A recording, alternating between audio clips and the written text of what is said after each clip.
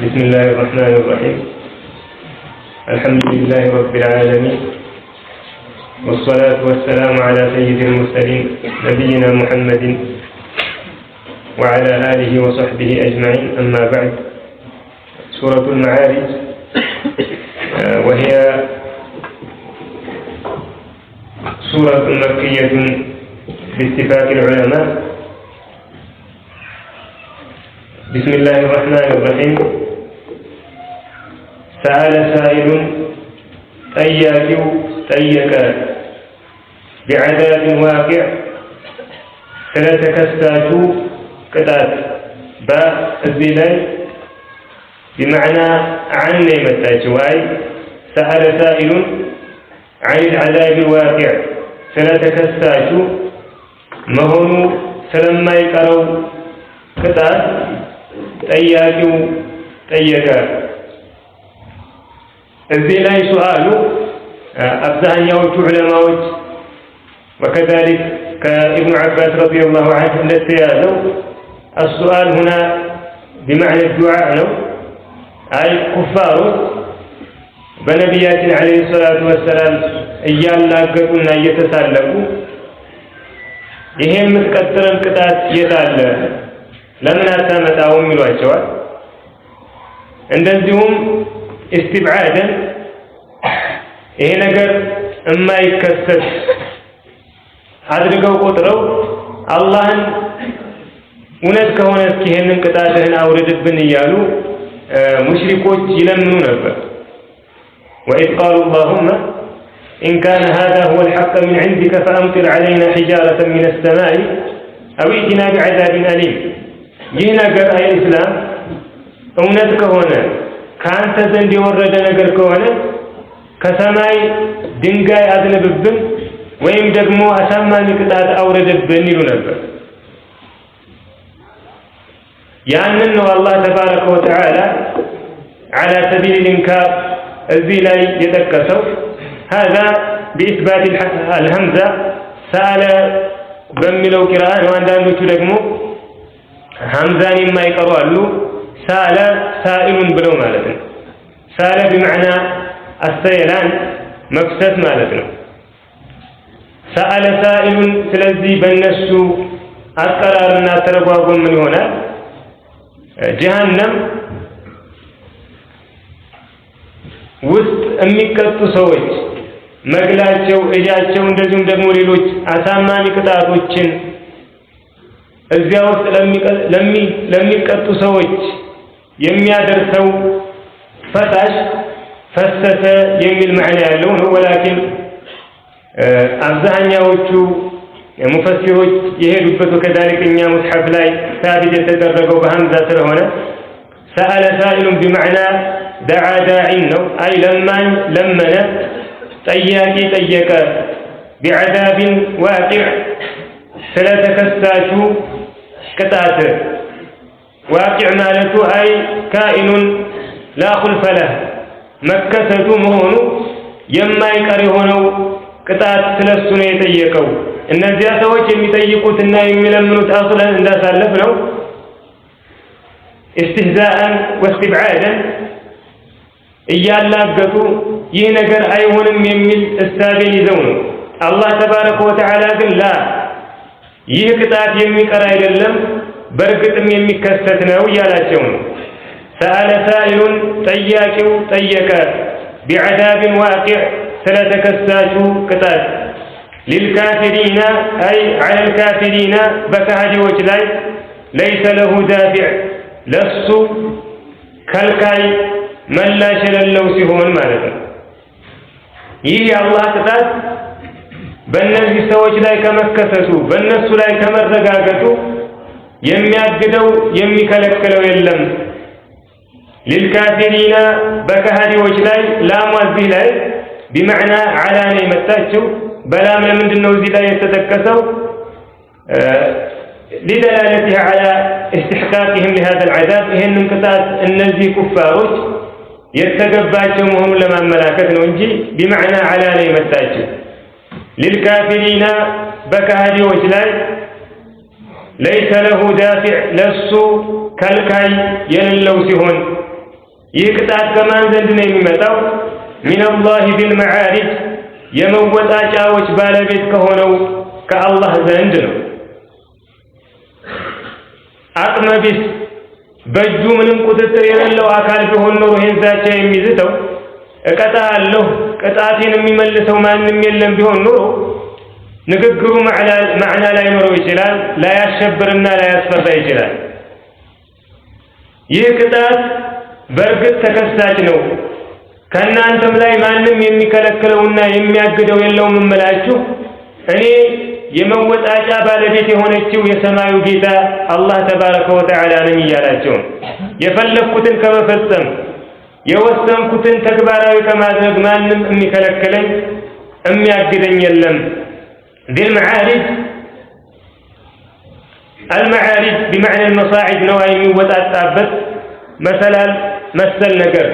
አንዳንድ ዑለማዎች ደግሞ ቢልመዓሪጅ ከኢብኑ አባስ وغيره من السلف እንደተያዘው ቢልመዓሪጅ አይ ቢደረጃት والعلو የልቅናና የደረጃዎች ባለቤት ብሎ የተረጎሙታሉ።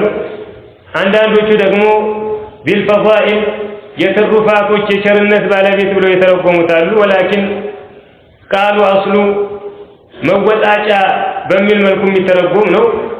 እቺ ሰማይ አላህ ተባረከ ወተዓላ መላእክቶች የሚወጣጡባት ትዕዛዙን ለማድረስ እንደዚሁም ደግሞ ወደሱ ለመመለስ የሚወጡባት የሚወርዱባት መወጣጫዎችን ስላደረገባት የዚህ ግዙፍ ታላቅ ፍጥረት ባለቤት ነኝ የሰማያት ፈጣሪ ነኝ እያለ ነው።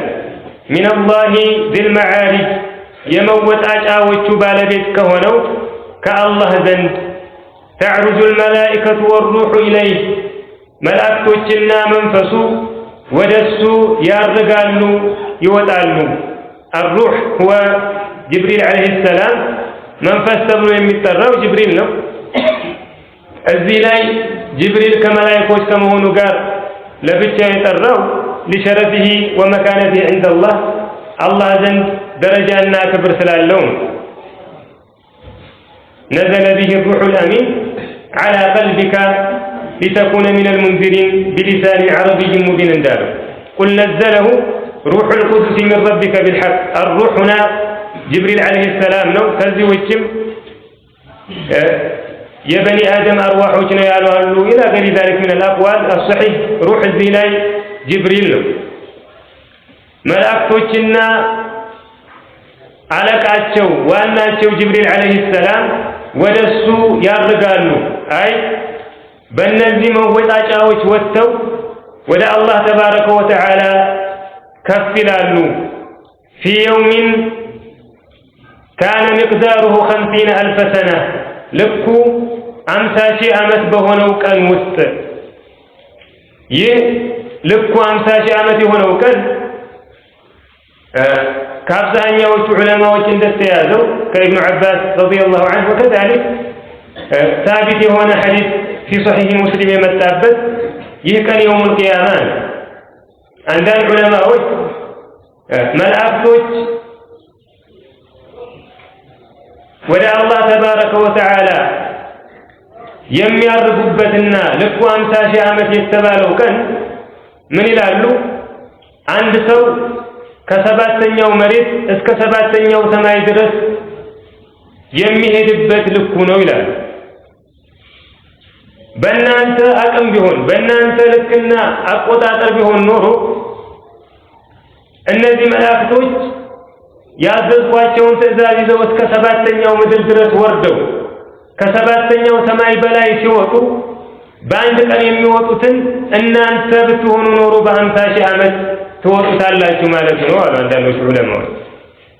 ሌሎቹ ደግሞ በል የውሙል ቂያማ ፍጥረቶችን የሚተሳሰበው የሚዳኛቸው ከሰው ወይም ደግሞ ከጅኖች የሆኑ ፍጥረቶች ቢሆኑ ኖሮ ይህ ሒሳብ 50,000 ዓመት ይፈጅ ነበረ። ነገር ግን አላህ ተባረከ ወተዓላ ስለሆነ የሚዳኝበትና የሚተሳሰብበት ያ ቀን አንድ ቀን ነው። ከዚህም ውጭ አቋሎች ተብለዋል እንዳሳለፍነው አራጅህ ይህ ልኩ 50,000 ዓመት የተባለው ቀን የውሙል ቂያማ ነው። ስለዚህ ተዕሩጁ ልመላኢከቱ ወሩሑ ኢለይህ የሚለው في يوم كان مقداره كملو قال متصل إلى بل معترض نو مالته في يوم كان مقداره 50,000 سنة يملو كملو قال يميجازو بهذا العذاب الواقع تكساجنا قروت بللو قطعت نو مالتنا ميغنايو ይህ ከልካየለውና ከአላህ ተባረከ ወተዓላ ዘንድ የሚመጣው ቅጣት የሚከሰተው መቼ ነው ካላችሁ في يوم كان مقداره 50,000 سنة نور ስለዚህ تعرج الملائكة والروح إليه የሚለው የአላህን ተባረከ ወተዓላ ልቅና ታላቅነት እንኳን እሱ የሱ ታማኝ አገልጋዮች ያዘዛቸውን የማያምጡ ባሮቹ ያላቸውን አቅምና ችሎታ የሚያሳይ ነው جملة معترضة نازلة يقل يوم يقوم الناس لرب العالمين يملون سورة المطففين لا سنتلقوا من ذات ألفنا بكافروች ላይ በጣም ኃይለኛ ቀን ነው ልኩ እንደ 50,000 ዓመት ይሆናል አማ በሙእሚኖች ላይ አላህ ተባረከ ወተዓላ ያገራዋል በአንዳንድ ሪዋያዎች እንደመጣው ልክ ግዴታ የሆኑ ሶላቶችን ሰግዶ እንደመጨረስ ያክል ያቀልላቸዋል ይላል አማ ኩፋሮች على الكافرين غير يسير እንዳለው በጣም ቀኑ ይከብድባቸዋል ልኩም 50,000 ዓመት ይሆንባቸዋል ስለዚህ ይህ እምትቻኮሉበት ቅጣቱ የት ነው እያላችሁ መልእክተኛዬን እምትሳለቁበትና እምታርቁት ቀን ልኩ 50,000 ዓመት በሆነው ቀን የሚከሰት በእናንተ ላይ የሚረጋገጥ ነው ማለት ነው ልክ ሱረቱል ሐጅ ላይ እንዳለው ويستعجلونك بالعذاب ولن يخلف الله وعده وإن يوما عند ربك كألف سنة مما تعدون وكذلك في سورة السجدة من ذلك في يوم كان مقداره 1000 سنة مما تعدون النزيه للكناتوች አንድ ሺቀን እና 50 ሺቀን የተለያዩ ናቸው አንዳንድ ሰዎች ይሄ በእነዚህ በተለያዩ ቁርአን አያቶች የተገለጹትን ቀናቶች እንደ አንድ ቆጥረው በቁርአን ላይ መጋጨት አለ እያሉ የሚያነሳሉ ይህ ቁርአንን በደንብ ካለ መረዳት ነው አስሉ ማንኛውም ሙእሚን የሚያውቀው ሐቂቃ ምንድነው በቁርአን ወከዛሊክ ትክክለኛ በሆኑ በነብያችን አለይሂ ሰላቱ ወሰለም ሐዲሶች መካከል ምንም አይነት መጋጨትና መቃረን የለም ቁርአን ራስ በራሱ አይጋጭም ሐዲስ ራስ በራሱ አይጋጭም ቁርአንና ሐዲስም አንዱ ከሌላኛው ጋር አይጋጭም በውስጣቸው መቃረንና መጋጨት ካገኘን የኛው ያረዳድ ክፍተት ነው እንጂ እውነት እዚያ ተቃርኖና መጋጨት ተገኝቶ አይደለም أفلا يتدبرون القرآن ولو كان من عند غير الله لوجدوا فيه اختلافا كثيرا لا ይህ ቁርአን ከአላህ ውጭ ከሆነ አካል የወረደ ቢሆን ኖሮ በውስጡ ብዙ መጋጨቶችን ተቃርኖዎችን ያገኙ ነበር ነገር ግን ቁርአንና ከነብያችን አለይሂ ሰላቱ ወሰለም ثابت የሆኑ ሐዲሶች በውስጣቸው መጋጨት የለባቸውም ስለዚህ ሱረቱል ሐጅና ሱረቱ ሰጅዳ ላይ ያሉት 1000 የሚሉት አንድ ቀን አላህ ተባረከ ወተዓላ ዘንድ የሚቆጠረው እኛ ዘንድ እንደ 1000 ዓመት የሚቆጠር ነው በአንዳንድ ሪዋያዎች እንደመጣው ከምድር እስከ ሰማይ ድረስ ያለው ርቀት 500 ዓመት የሚያስኬድ ነው ከኢብኑ መስዑድ ወغيره من الصحابه እንደመጣው ስለዚህ ደርሶ መልሶ 1000 ዓመት ማለት ነው መላእክቶች አላህ ተባረከ ወተዓላን ትእዛዝ አዋሚሮች ይዘው ሲወርዱ ከዚያ በኋላ ደግሞ ያንን ፈጽመው ወደ አላህ ተባረከ ወተዓላ ሲመለሱ በእናንተ አቆጣጠር ቢሆን እናንተ አንድ ቀን ብላችሁ በምትወስዱት ቆጠራ ቢሆን ኖሮ 1000 ዓመታቶችን የሚፈጅ ነው ያ ግን አላህ ዘንድ እንደ አንድ ቀን የሚቆጠር ነው ማለት ነው አማ እዚህ ላይ 50,000 ዓመት የሚለው የውሙል ቂያማ ነው አይ አላህ ተባረከ ወተዓላ በካፊሮች ላይ በጣም የሚያረዝነውና አስቸጋሪ የሚያደርገው ቀን ለሙእሚኖች ደግሞ የሚያገራውና የሚያቀለው ቀን ነው تعرج الملائكة والروح إليه ملائكتنا منفسو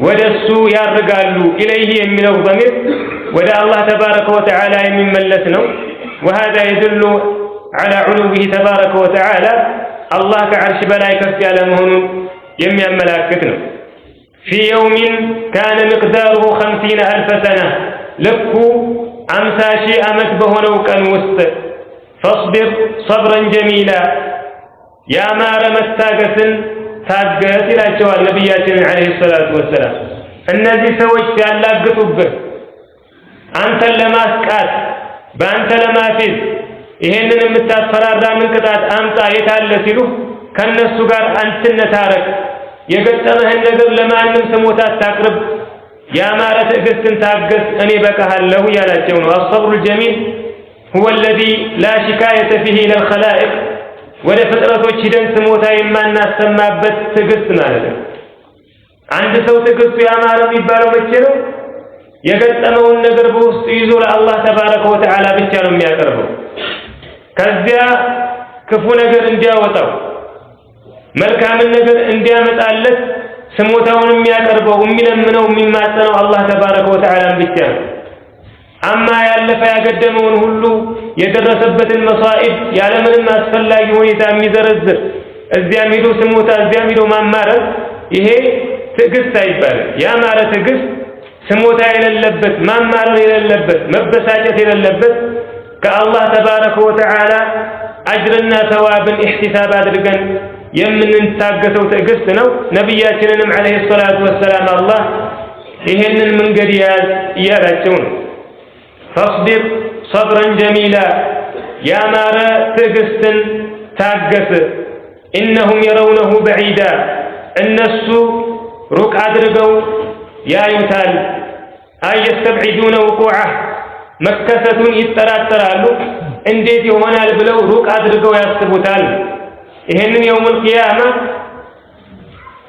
ይተራተራሉ መከሰቱንም እንደዚሁ እንደ ሩቅ አድርገው ይቆጥራሉ إنهم يرونه بعيدا الناس رق أدركوا يملكتوتا ونراه قريبا أن يدقموا قربهنوا إنا يوالن يوم القيامة الله تبارك وتعالى بسليا القرآن آياتك اندقلتوا نقبلوا يتروا ولتنظر نفس ما قدمت لغد واتقوا الله يقال الناس بيارقوا አይከሰትም አይሆንም ብለው ቢያስቡ እንኳን መረጋገጡ የማይቀር ነው ቅርብ ነው ወነራሁ ቀሪባ ቅርብ ሆኖ እናየዋለን ታዲያ ይህ እነሱ የሚያርቁት መከሰቱ የማይቀረውና ቅርቡ ቀን መቼ ነው የሚከሰተው يوم تكون السماء كالمهل ሰማይ እንደ ዘይት ዝቃጭ በምትሆንበት ቀን ነው المهل هو عكر الزيت زيتو ሲፈሰስ ወይም ደግሞ ወደ ሌላ ቦታ ሲቀዳ እቃው ላይ ከስር የሚቀረው ዝቃጩና ተላው ሙህል የሚባል አንዳንዶች ዑለማዎች ዘንድ ደግሞ المهل هو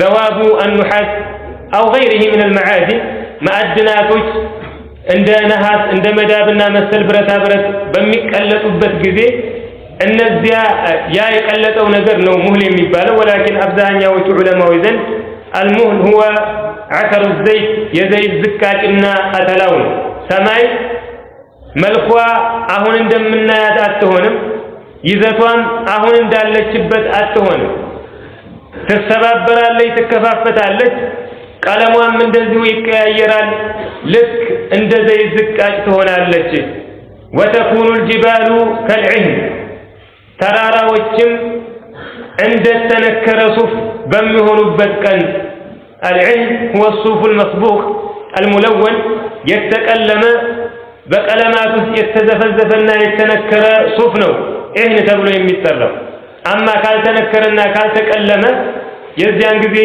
عهن የሚባል ስም አይሰጠውም አንዳንድ ዑለማዎች እንደሚሉት ይህ የሱፍ አይነት የተቀለመውና የተነከረው በጣም خفيف ነው ንፋስ እንደፈለገች የምትነዳውና የምትበትነው እነዚህ ግዙፍ ተራራዎች ይህ ቀን በሚመጣበት ጊዜ ከታላቅነቱና ካስፈሪነቱ የተነሳ ልክ እንደተቀለሙ ሱፎች ይሆናሉ። የውመ ተኩኑ ሰማኡ ከልሙህል ሰማይ እንደ ዘይት ዝቃጭ በምትሆንበት ቀን ወተኩኑ ልጅባሉ ከልዕህን ተራራዎችም እንደተቀለመ ሱፍ በሚሆኑበት ቀን ወላ የስአሉ ሐሚሙን ሐሚማ ወዳጅ ወዳጁን አይጠይቅም፣ ዘመድ ዘመዱን አይጠይቅም። ሁሉም በራሱ መሽጉል ነው። ምንድነው የሚያጋጥመኝ? ምን ላይ ነው ማርፈው? መጨረሻዬ ምንድነው የሚለው ነገር ብቻ ነው የሚያሳስበው። አባት እናት፣ ወንድም እህት ምን አጋጠማቸው እንደው ምን ሆነው ይሁን የሚል እሳቤ በውስጡ አይኖርም። በዱንያ ቢያንስ እናትና አባት ማንኛውም አይነት ሙሲባ በዱንያ ላይ ቢፈጸም ከራሳቸው አስቀድመው የሚያስቡት ለልጆቻቸው ነው። ልጆቼ ምን አግኝቷቸው ይሁን እንደው በደህና ናቸው ወይ? ራሳቸውን እስከ መርሳትም ይደርሳሉ። አማ የውመል ቂያማ የለም። የውመ የፊሩል መርኡ ሚን አኺህ ወኡሚሂ ወአቢህ ወሷሒበቲሂ ወበኒህ ሊኩሊ እምሪኢን ሚንሁም የውመኢዚን ሸእኑ ዩግኒህ። ሁሉም የሚያብቃቃው ለሌላ እንዳያስብ የሚያደርገው ጉዳይ አለው። ወላ የስአሉ ሐሚሙን ሐሚማ ወዳጅ ወዳጁን አይጠይቅም። አይ ይህ ቅጣት የሚከሰተው ይህ ቀን የሚመጣው እነዚህ ክስተቶች በሚከሰቱ ጊዜ ነው። ዩበሰሩነሁም ይመለከቷቸዋል፣ ያዩዋቸዋል። ይሄ ሙስተአነፍ ሆኖ የመጣ ንግግር ነው። ልክ ለመልስነት የመጣ ይመስላል ይላሉ ዑለማዎች። ወላ የስአሉ ሐሚሙን ሐሚማ ሲል ዘመድ ዘመዱን ለምንድን ነው የማይጠይቀው? አያዩዋቸውም እንዴ አያውቋቸውም እንዴ ብሎ አንድ ሰው ሲጠይቅ ላ ዩበሰሩነሁም ያዩዋቸዋል እያለ ነው አላህ ተባረከ ወተዓላ።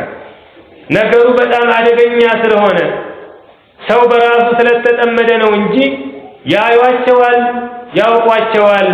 ዩበሰሩነሁም ያዩዋቸዋልም። የወዱል ሙጅሪሙ አመፀኛም ይወዳል ለው የፍተዲ ሚን ዐዛቢ የውሚኢዚን በዚያን ቀን ከቅጣት ቢዳንና ቢካስ። ለው የፍተዲ ፊዳእ ማለት በአማርኛ ቤዛ የምንለው ነው። አመፀኛና ወንጀለኛ የዚያን ቀን ከቅጣቱ ቢበጅና ቢዳን ይመኛል፣ ይወዳል። ቢበኒሂ በልጆቹ በዱንያ ህይወቱን ለማሳለፍ ለነሱ ብሎ ማንኛውንም ነገር መፈጸም ፈቃደኛ በሚሆንላቸው ልጆቹ የዚያን ቀን እነሱ ጀሃነም ይግቡና አንተ ጀነት ግባ ከተባለ ደስ ይለዋል። ዩበሰሩነሁም ያዩዋቸዋል። የወዱል ሙጅሪሙ አመፀኛውም ይወዳል ለው የፍተዲ ሚን ዐዛቢ የውሚኢዚን ቢበኒህ በልጆቹ የዚያን ቀን ከቅጣቱ ቢዳንና ቢበጅ። ወሷሒበቲሂ በሚስቱም ወአኺሂ በወንድሙም ወፈሲለቲሂ አለቲ ትእዊህ በዛችም በምታስጠጋው ጎሳው ወመን ፊል አርድ ጀሚዓን በምድር ውስጥ ባለው ሁሉ ثم ينجيه ከዚያም ቢያድነው። አይ ይሄን ሁሉ ነገር አቅርቦ በሱ ምትክ እንዲቀጡለት ያ ነገር ተቀባይነት ቢያገኝና ቢድን ደስ ይለዋል። ثم የምትለዋ ለተርቲብ የመጣችው ይሄ የሚመኘው ነገር መዳኑ ሩቅ መሆኑን ለማመላከት ነው ይላሉ ዑለማዎች። ይህ ሰው ልጆቹን፣ ሚስቱን፣ ወንድሙን እንደዚሁም የቅርብ ዘመዶቹን በአጠቃላይ በምድር ላይ ያሉ ፍጥረቶችን ሁሉ ለካሳ አቅርቦ እንደው ምን አለበት ይህ ነገር ተቀባይነት ባገኘልኝ ብሎ ይመኛል። ይሄ ሁሉ ግን ከንቱ ነው፣ የማይሆን ነው። ወሷሒበቲሂ ሚስቱም ወአኺሂ በወንድሙ ወፈሲለቲሂ አለቲ ትእዊህ ያችም የምታስጠጋው ጎሳው ወመን ፊል አርድ ጀሚዓን በምድር ውስጥ ባለው ሁሉ ثم ينجيه ከዚያም ቢያድነው ይመኛል፣ ይወዳል። ከላ ነገሩ እንዳሰበው አይደለም። ምንም ያክል ካሳን ቢያቀርብ ምንም ያክል ቤዛን ቢከፍል የሚጠብቀው ጀሃነም ነው የሚጠብቀው ቅጣት ነው كلا أي ليس الأمر كما زعم إنما ينتظره العذاب الأليم إنها لظى الصا نبلبال ناس لظى اسم من أسماء جهنم عند العلماء وإذن هي الدركة الثانية ሁለተኛ አዘቅት ላይ የምትገኘው የጀሃነም ክፍል የሚሰጣት ስም ነው ለዛ የሚባለው اللظى هو خالص اللهب ምንም አይነት ማቀጣጣያዎች ያልተጨመረበት ጥርት ያለ ፍምና ነበልባል ማለት ነው ከሰል ምናምን የለውም በል ራሱ ነበልባሉና የሚንቀለቀለው እሳቱ ነው ለዛ የሚባለው ይህ ሰው ያሰበው ነገርና የተመኘው ነገር አይጠብቀውም ያንን አያገኝም በተቀያሪው ምንድነው የሚያገኘው إنها لظى الصا ነበልባል ናት የምትጠብቅህ ጀሃነም ናት ነው ነዛዓተ للشوى የራስ ቆዳን ሸልቃቂ የሆነችው الشوى هو جلد الرأس እንቅላት ላይ የሚገኘው የራስ ቅል ቆዳ ሸዋ ይባላል ወይም ደግሞ አንዳንድ ዑለማዎች ዘንድ ሸዋ ማለት هو ما كان غير مقتل أي بمتنا بوجه لموت يما يقال أكل هلو شوا تبلو يتسرى لذلك الأطراف اجر إن مسألة وندا أكلات وشنايشوا بزي القرآن أن قد يتفلقوا إلى لو عربوا يتم شوا يملون قال بكسكو يمدقوا بسيف طرنة لاي لموت يما يقال ويهونوا ناشوا تبلو يمتاسوا أكلات وشولاي كهونا قتلت ያጋጠመው ወይም ደግሞ የተመታው እነዚህ ቦታዎች ላይ ነው ብሎ ለመግለጽ ይሄንን ቃል ይጠቀሙታል ስለዚህ እቺ ነበልባልና የተቀጣጠለችው ይሄንን ሙጅሪም የምትጠብቀው እሳት ነዛዓተ للشوى የራስ ቅል ቆዳን የምትገሸልጥ ናት እንደዚሁም የሰውነት አካላቶቹን የምትነቃቀልና የምታስወግድ ናት ተድዑ መን አድበረ ወተወላ የዞረንና የሸሸን ትጠራለች እቺ ጀሃነም يوم القيامة ابن عباس رضي الله عنه እንዳለው تتكلم بكلام فصيح ግልጽ በሆነ ንግግር ትናገራለች ትጣራለች إلي يا مشرك إلي يا كافر إلي يا منافق يالك نا ودني منورهاني لن يالك تتراوالك تدعو من أدبر وتولى زور بيالنا يششن تترالك أدبر أي عن الإيمان وتولى عن الحق كأمنت زور بيالك حق تقرب لك مكتبل يتقبى ويششن سوهله ودسوا تتراجوالك በውስጥም ተቀጣቸዋለች አንዳንዶቹ ደግሞ ከኸሊል ረህመቱላህ ዐለይሂ እንደተያዘው تدعو الدعوة بمعنى العذاب يتلقومታል ولكن الظاهر ቀጥተኛ ትርጉሙ የሚያሳየው وكذلك ከሰለፎችም የተያዘው معنى የሚያመላክተው በኑጥቅ እቺ ጀሃነም ኩፋሮችን ሙሽሪኮችን ሙናፊቆችን ወደሷ ትጠራቸዋል ጀሃነም የምትናገር መሆኑ አሳቢት ነው በቁርአን አላህ ተባረከ ወተዓላ በሌሎች ሱወሮችና አያቶች ላይ እንደተጠቀሰው ማለት ነው ሀል ምን መዚድ ትላለች ጨምርልኝ አልበቃኝም ከዚያም ውጭ ንግግሮችን እንደምትናገር وكذلك ከነብያችንም አለይሂ ሰላቱ ወሰላም መእቱር ስለተደረገ እዚህ ላይ መጣራቷ ኑጥቀን ነው በንግግር ካፊሮችን ሙሽሪኮችን ኑ ወደኔ እያለች ትጠራቸዋለች ተድዑ መን አድበረ ወተወላ የዞረንና የሸሸን ሁሉ ትጠራለች ወጀመዐ የሰበሰበንም ፈአውዐ የቋጠረንም ጀመዐ አይ ማለ ወደኸረ ፈአውዐ አይ ወضعه في وعاء በካዝና አስቀመጠው ቆልፎ የተጠላው ብር መሰብሰቡና እቃ ውስጥ ማስቀመጡ አይደለም በል የዚህን ገንዘብ ዋጅቡን አለማውጣቱ ነው አማ ያለበትን ሐቅ ዘካውን እያወጣ በተጨማሪም ለቅርብ ዘመዶቹ የሚያስፈልጋቸውን ነገር እያደረገ ሰደቃዎችን እየሰጠ ብርን መሰብሰቡና ማጠራቀሙ የሚያስወቅስና ጀሃነም እንዲገባ የሚያደርግ ስራ አይደለም። ነገር ግን ይህ ካፊር ይሄ ሙጅሪም ብርን የሚሰበስብ የሚቋጥር ብቻ አልነበረም።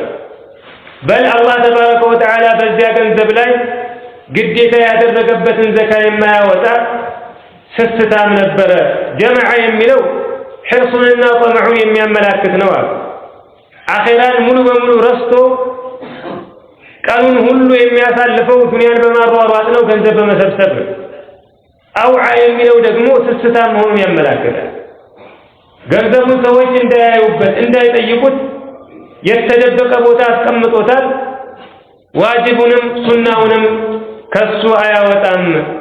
ወጀመዐ የሰበሰበንም ፈአውዓ የቋጠረንም በቃ ያስቀመጠንም።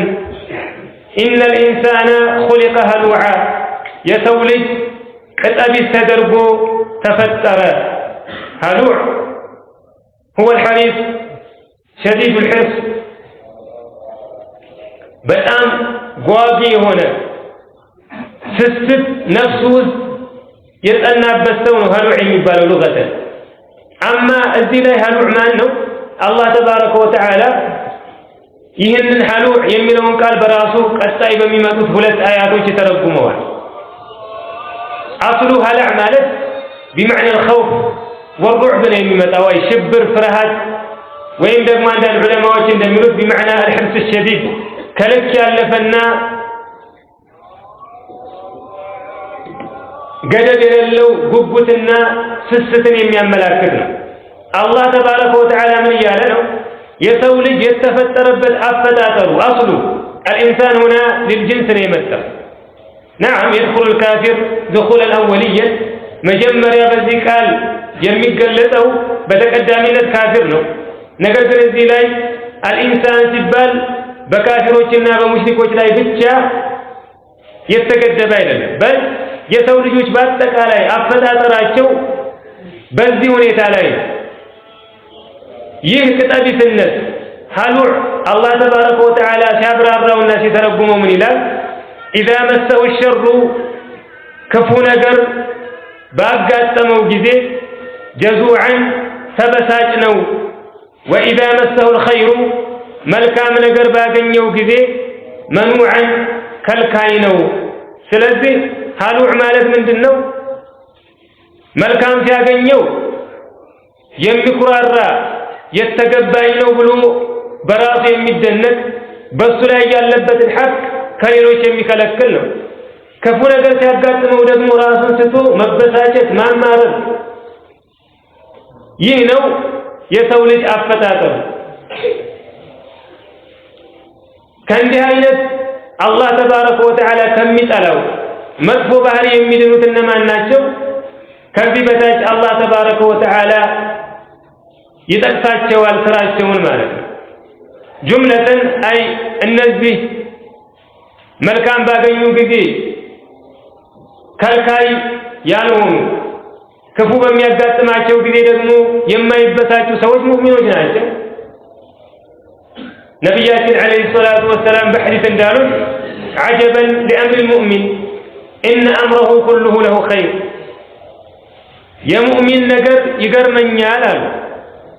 ነገሩ ሁሉ ለሱ መልካም ነው። ኢን አሳበሁ ሰራ ሸከረ ፈካነ ኸይረን ለህ፣ መልካም ነገር ካጋጠመው ያመሰግናል፣ ያ ምስጋናው መልካም ይሆናል። ወኢን አሳበትሁ ضራ ሰበረ ፈካነ ኸይረን ለህ፣ ክፉ ነገር ካጋጠመው እንደዚሁ ይታገሳል፣ ለሱ መልካም ይሆናል። ወለይሰ ዛሊከ ሊአሐድን ኢላ ሊልሙእሚን፣ ይህ ደግሞ ለትክክለኛ አማኝ እንጂ ለማንም አይሆንም። ይህ ነው ምርጥ ህይወት ማለት በዱንያ ነው። ምክንያቱም አላህ ተባረከ ወተዓላ ዱንያን የፈተናና የመሳኢብ አገር አድርጎ ነው የፈጠረ። ማንኛውም ሰው ምንም አይነት ሙሲባ ሳያጋጥመው ሊኖር አይችልም። መልካም ነገር ሳያገኘው ሊኖር እንደማይችለው ሁሉ ማለት ነው። ስለዚህ መልካም ህይወት የሚኖረው እንዴት ያለ ሰው ነው? መልካም ነገርም ሲያገኝ ክፉ ነገርም ሲያጋጥመው የሚታገስ ራሱን የሚያረጋጋ ነው። ዑመር ረዲየላሁ ዐንሁ እንደሚለው ኸይርም ነገር አጋጠመ የሸርም ነገር አያሳስበኝም ይላል። ምክንያቱም መጥፎ ነገር ከሆነ ያጋጠመኝ ይታገሳለሁ፣ መልካም ነገር ደግሞ ከሆነ ያገኘሁት አላህን አመሰግናለሁ። ይሄ ነው ሙእሚን። አማ ኢማን ቀልቡ ውስጥ ያልጸና ትክክለኛ እምነት ቀልቡ ውስጥ ያልገባ ሰው ሐሉ ይሄ ነው። መልካም ነገር ሲያገኘው ደስታው ከድንበር ያልፋል፣ የሚያደርገው ያሳጣዋል። የሆነች ሙሲባ ደግሞ ስታጋጥመው ሶላቱንም ይተዋል፣ ለሰዎች በየቦታው የሄደ ስሞታ ያቀርባል። መነጫነጭ ነው፣ ሁልጊዜ ማማረር ነው። ይህ አላህ ተባረከ ወተዓላ የሚጠላው ባህሪ ነው። ከነዚህ ባህሪዎች የሚጠብቁን ከእንዲህ አይነት ሁኔታ የሚያወጡን ስራዎች አላህ ተባረከ ወተዓላ ይደረድራቸዋል። ኢለል ሙሰሊን ሰጋጆች ሲቀሩ ይላል። አይ ከእንዲህ አይነት አስቀያሚ ባህሪ በአላህ ተባረከ ወተዓላ እዝነትና ምራቻ የሚወጡት ማን ናቸው? ኢለል ሙሰሊን ሰጋጆቹ ሲቀሩ፣ አለዚነ ሁም ዐላ ሶላቲሂም ዳኢሙን እነዚያ በሶላታቸው ላይ ዘውታሪዎች የሆኑት። ሰጋጅ ማለት ጁምዓ ጠብቆ የሚሰግድ አይደለም። ሰጋጅ ማለት ሲመቸው ሰግዶ ሲመቸው የሚተው አይደለም። ሰጋጅ ማለት በሶላቱ ላይ ዘውታሪ ነው። ታመመም ጤነኛም ሆነ ደህየም ከበረም ተደሰተም ተከፋም ሁል ጊዜ ይሰግዳል። ይህ ነው ትክክለኛ ሰጋጅ የሚባለው። ከእንዲህ አይነት እኩይ ባህሪ የሚያወጣ ሶላትም እንዲህ አይነቱ ሶላት ነው። አማ ሲፈልግ እየሰገደ ሲፈልግ የሚተው ሲመቸው ሰግዶ ደግሞ ያልተመቸው ጊዜ የሚተው ሰው ይህ ትክክለኛ ሰጋጅ አይባልም። ከነዚያ ሰዎችም ተርሳ ከመመደብ አይድንም። ሶላት ከእስልምና ሸዓኢሮች መካከል ታላቋ ዒባዳ ናት። በል ከሸሃደተይን በኋላ የእሷን ያክል ደረጃ ያለው ዒባዳ የለም። ነቢያችን ዓለይሂ ሰላቱ ወሰላም በሐዲስ አዩል አዕማሊ አፍደል ተብለው በተጠየቁ ጊዜ አስሰላቱ ዐላ ወቅቲሃ ሶላትን በጊዜዋ መስገድ ነው።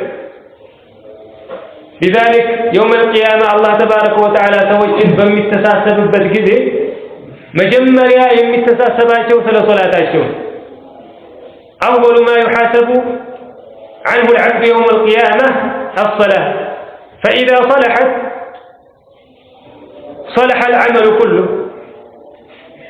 وإذا فسدت فسد العمل كله الصاك بجج الصاك مارج كذبوا على يميمة أو نقر هلو يامرا لبجا الصاك التبلا الشيء تكبينت كاتاش من كذبوا على يميمة أو نقر فايدة له.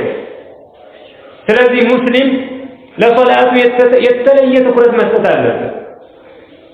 የሰለፎችም ሐል ይህ ነበረ። እንኳን ሱሐባዎች እነሱን የተኩት ታቢዒዎች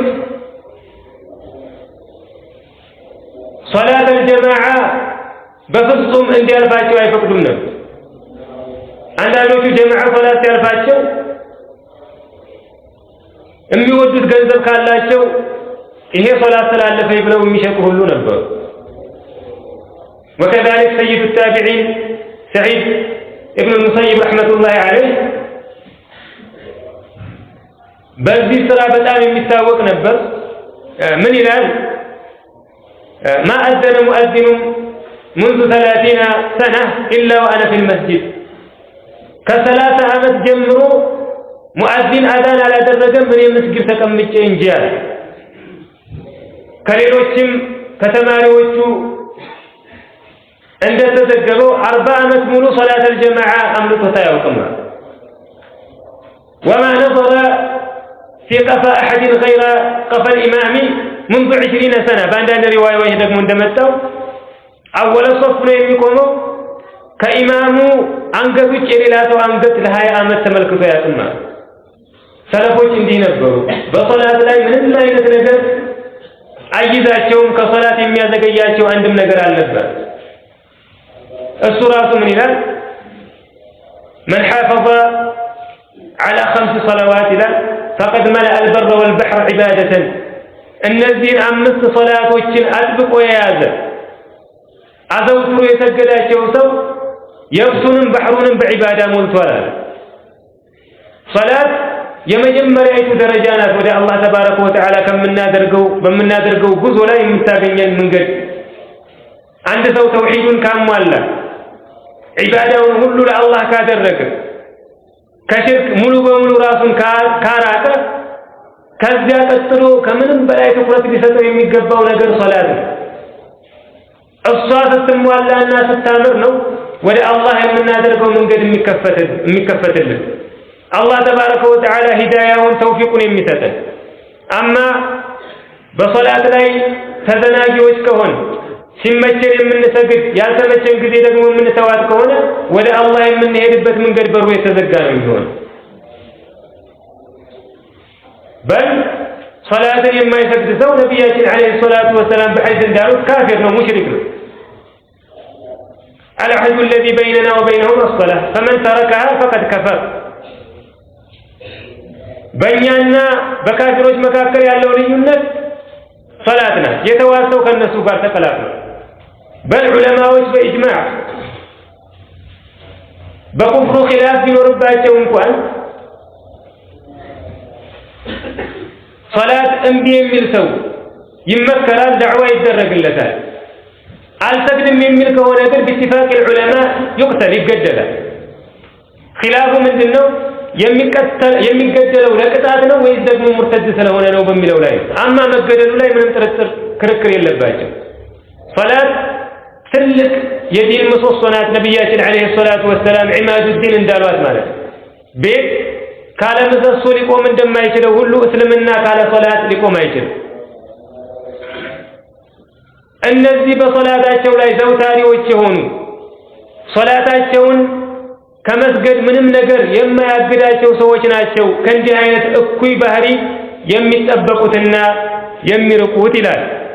ወለዚነ እነዚያ ፊ አምዋሊሂም ሐቁን መዕሉም በገንዘቦቻቸው የታወቀ መብት ያለባቸው አይ الزكاة المفروضة አብዛኛዎቹ ዑለማዎች ዘንድ ይሄ ሐቁን መዕሉም የታወቀ መብት የታወቀ ግዳጅ የተባለው ገንዘባቸው ላይ ዘካ ነው። ያው ዘካ በተፍሲል መፍሩድ የተደረገው ነብያችን አለይሂ ሰላቱ ወሰላም ወደ መዲና ከሄዱ በኋላ ነው። ነገር ግን ውጁቡ ወይም ደግሞ ድንጋጌው ከዚያ በፊትም የወረደ ነበር። ወለዚነ ፊ አምዋሊሂም ሐቁን መዕሉም እነዚያ በገንዘቦቻቸው የታወቀ መብት ያለባቸው አይ እነዚህ ሰዎች የአላህን ትዕዛዝ ከማክበራቸው ለሱ ሙሉ በሙሉ ታዛዥ ከመሆናቸው የተነሳ ገንዘቡ ላይ ለሌላ ሐቅ እንዳለ ያውቃሉ። ሐቅ ነው። ልክ አንድ ሰው ካንተ ጋር የኩል ሰርቶ ድርሻውን እንደምትሰጠው ማለት ነው። አላህን ያዘዘን ግዴታ ያደረገብን እሱ ነው የሚል የመታዘዝም እንደዚሁ ግዴታ እንዳለባቸው የሚያውቁ ሙእሚኖች ስለሆኑ የሚያወጡት ወጭ የሚሰጡት ስጦታ በእነሱ ላይ ያለ ሐቅና ግዴታ እንደሆነ የሚረዱ ናቸው። ለማን ነው የሚሰጡት ይህንን ስጦታ? ሊሳኢሊ ወልመሕሩም ለለማኝም ለተነፈገም አይ ለሚጠይቅም ለማይጠይቅም ማለት ነው። መሕሩም የሚለውን ዑለማዎች በተለያየ መልኩ ነው የፈሰሩት። አንዳንዶቹ አልመሕሩም ገንዘብ የማይበረክትለት ባገኘ ቁጥር የሚጠፋበት ሰው ነው ይላሉ። አንዳንዶቹ ደግሞ በል አደጋዎች የተከሰቱበት ወይ ጎርፍና መሰል ተፈጥሯዊ አደጋ ተከስተው ንብረቱን ካወደሙበትና ካጠፉበት ያ ነው መሕሩም ይላሉ። ከዚህም ውጭ ተብሏል። ولكن الراجح የተሻለ የሚሆነው المحروم هو الذي لا يسأل الناس تعففا ጥብቅ ከመሆኑ የተነሳ ለራሱ ክብር የሚሰጥ አላህ ዘንድ እንጂ ማንም ዘንድ ዝቅ አልልም ልመናዬን የማደርገው ለአላህ ብቻ ነው የሚል እምነት ያለው ሙተዓፊፍ ሰው ነው እዚህ ላይ መሕሩም ተብሎ የተጠራው ይላሉ። እነዚህ ሰዎች ገንዘባቸውን ለተቸገረ ላጣ ሰው ይሰጣሉ። ያ ሰው በግልጽ የሚጠይቅም ይሁን ተዓፉፈን የማይጠይቅም ቢሆን ማለት ነው። ወለዚነ في أموالهم حق معلوم أن الزيام بجنزب وشاتشو يتساوق مبت يالباتشو للسائل للمان والمحروم لما يلمنم والذين أن الزيام يصدقون بيوم الدين بفردكا بمرمراوكا يمي الرقاقتنا يمي أمنيهون يصدقون أي يؤمنون ويوقنون واليوم الدين هو يوم الحساب والجزاء الله تبارك وتعالى توجن يمي مرمربتنا يمي التساسببتكن الذي توج በሚያጋጥማቸው ችግር ላይ ለመታገዝ መልካም ነገር ደግሞ ሲያጋጥማቸው ድንበር ላለማለፍ የሚያግዛቸው ነገር ምንድነው? አላህ ተባረከ ወተዓላ ፍጥረቶችን ሁሉ ሰብስቦ የሚተሳሰብባቸው ቀን አለ ብለው ማመናቸው ነው። وهذا أعظم معين على الصبر بيوم القيامة ማመን በዱንያ ሙሲባዎች ላይ ለመታገዝ ከሚያግዙ ታላላቅ ነገራቶች መካከል አንድ ሰው ቀልቡ ውስጥ በመጨረሻው ቀን ኢማን ካለ አኺራን በደንብ አድርጎ የሚፈራ ከሆነ ይህ ሰው የዱንያ መሳኢቦች በአጠቃላይ እሱ ዘንድ ይቀላል። لذلك ነብያችን አለይሂ ሰላቱ ወሰላም ከሳቸውም በፊት የነበሩ ነብያቶች እንደነሱ በዱንያ መሳኢብ ያጋጠመው የለም። እሳቸውም በሐዲስ እንዳሉት يبتلى المرء على حسب دينه ሰው የሚፈተነው መከራ የሚያጋጥመው በሃይማኖቱና በዲኑ ጥንካሬ ልክ ነው። ሃይማኖቱ ጠንከር ያለ ከሆነ ፈተና ይጨመርበታል። ዲኑ ላይ ደግሞ ትንሽ ጉድለትና ድክመት ካለበት አላህ ተባረከ ወተዓላ ፈተናውን ቀለል ያደርግለታል። ስለዚህ በፈተና الانبياء ثم الامثل فالامثل ብለዋል። ነብያቶች ከዚያ በኋላ እነሱን የሚመስሉ ሰዎች ናቸው የሚፈተኑት። ሱሐባዎች የደረቀ ቂጣ ማባያ ሳያገኙ እየበሉ በአላህ መንገድ ሰይፍ ይዘው ቀለሌ ሲለፉ የነበረው በየውመል ቂያማ ስለሚያምኑ ነው። አንድ ሰው ደልቶት ተመችቶት በመቶ ሺዎች በሚሊዮኖች እየተከፈሉት ሳይለፋ ሊሰራ ሳያማርር ሊታገል ይችላል። ነገር ግን ሆዱን መሙላት ሳይችል ሆዱ ላይ ድንጋይ እያሰረ መታገል ይሄ ኢማን ይፈልጋል። የውመል ቂያማ እንዳለ አላህ ተባረከ ወተዓላ ለልፋት ሁሉ ምን ያዘጋጀበት ትልቅ አገርና ቀን እንዳለ ማመን በዱንያ ለሚያጋጥመን ማንኛውም ነገር ኸይር ሲሆን ለማመስገን አላህን ድንበር ላለማለፍ መከራና ችግር ሲሆን ደግሞ እንድንታገስና ወደ አላህ ተባረከ ወተዓላ እንድንሸሽ እሱን እንድንለምነው ከሚያደርጉን ነገራቶች መካከል አንዱ ነው። والذين يصدقون بيوم الدين እነዚያም በምርመራው ቀን የሚያረጋግጡ የሆኑት والذين هم من عذاب ربهم مشفقون እነዚያም ከጌታቸው ቅጣት የሚሰጉ የሚፈሩ የሆኑት መልካም ይሰራሉ፣ ይሰግዳሉ፣ ዘካ ያወጣሉ፣ በየውመል ቂያማ ያምናሉ። ይሄን ሁሉ ኸይር ሰርተው ግን ይፈራሉ። የሙእሚን ሐል ይሄ ነው። አማ ሙናፊቅ ኢብኑ መስዑድ ረዲየላሁ ዐንሁ እንዳለው ቀን ማታ ወንጀል ይሰራል፣ አላህን ሲያምጽ ነው ጊዜውን ሁሉ የሚያሳልፈው። ግን ያንን ሁሉ እንደ ተራራ የተከማቸ ወንጀሉን ልክ አፍንጫው ላይ እንዳረፈ ዝናብ ከዚያም በኋላ በእጁ እንዲህ ብሎ እንዳባረረው ነው የሚቆጥረው አሉ።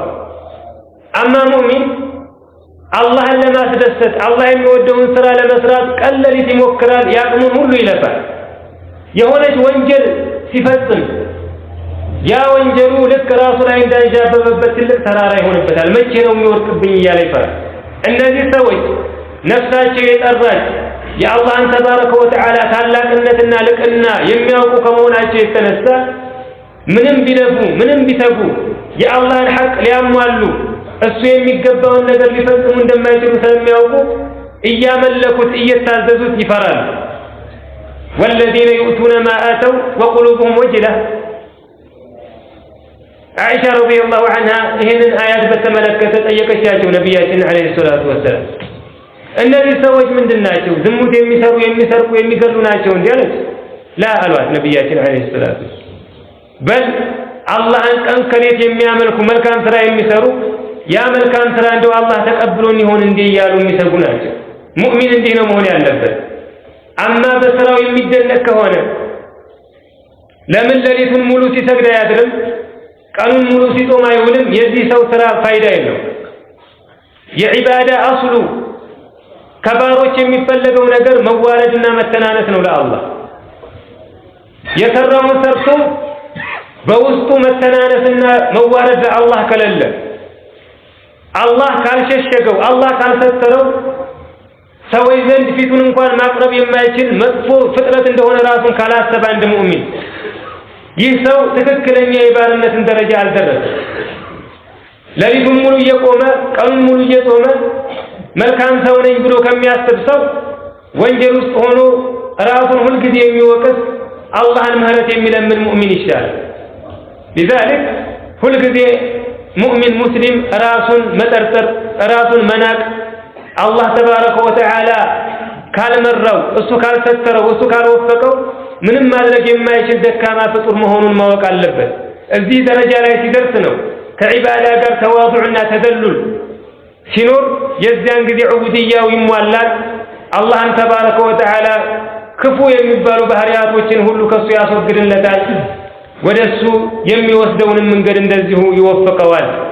والذين هم من عذاب ربهم مشفقون እነዚያም ከጌታቸው ቅጣት የሚሰጉ የሚፈሩ የሆኑት إن عذاب ربهم غير مأمون የጌታቸው ቅጣት የሚያስተማምን አይደለምና ማን ላይ እንደሚከሰት ማን ላይ እንደሚወድቅ ማንም አያውቅም።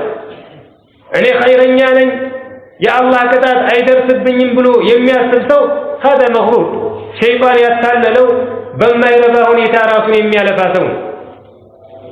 ሙእሚን ሁሉ ጊዜ بين الخوف والرجاء ነው መሆን ያለበት። መልካም ስራ ይሰራል።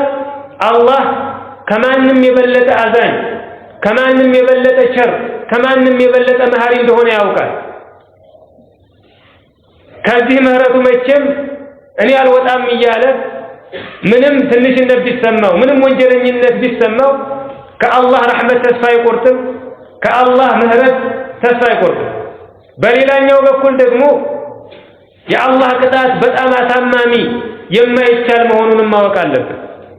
በእነዚህ በሁለቱ መካከል ሲሆን ነው የተመዛዘነ ኑሮ የሚኖረው። አማ የረጃውንና የተስፋውን በር ብቻ የሚይዝ ከሆነ ወይም ደግሞ የፈራቻውንና የሽብሩን መንገድ የሚይዝ ከሆነ ይህ ሰው መጨረሻው አያምርም። አንደኛው ያዘነብልበትና ይጥለዋል። لذلك ዑለማዎች ምን ይላሉ? ሙስሊም ሙእሚን ልክ እንደ በራሪ ነው ይላሉ። አንድ በራሪ ለመብረር ሁለት ክንፎች ያስፈልጉታል። وكذلك ጭንቅላቱም መኖር አለበት በህይወት እንዲኖር። ሙእሚንም ሶስት ነገራቶች ያስፈልጉታል አሉ ወደ አላህ ተባረከ ወተዓላ የሚያደርገው ጉዞ የተስተካከለ እንዲሆን። እነዚህ ሁለቱ ክንፎች ኸውፍና ረጃእ ናቸው። አላህን በጣም መፍራት አለበት፣ በአላህ ላይ በጣም ተስፋ ማድረግ አለበት። ከዚያ ሁሉ ደግሞ ተቀዳሚውና በላጭ አላህ ተባረከ ወተዓላን ከሁሉም የበለጠ አስበልጦ መውደድ አለበት። በውዴታ በፍራቻና በተስፋ ሲሆን ወደ አላህ የሚያደርገው ጉዞ ቀጥታ ጀነት ያደርሰዋል። አማ አንዱን ትቶ አንዱን የሚይዝ ከሆነ ይሄ መንገዱን የሚያስተናክልበት ነው የሚሆነው። هذا والله أعلم وصلى اللهم على نبينا محمد وعلى آله وصحبه وسلم. سبحانك اللهم ربنا وبحمدك أشهد أن لا إله إلا أنت أستغفرك وأتوب إليك.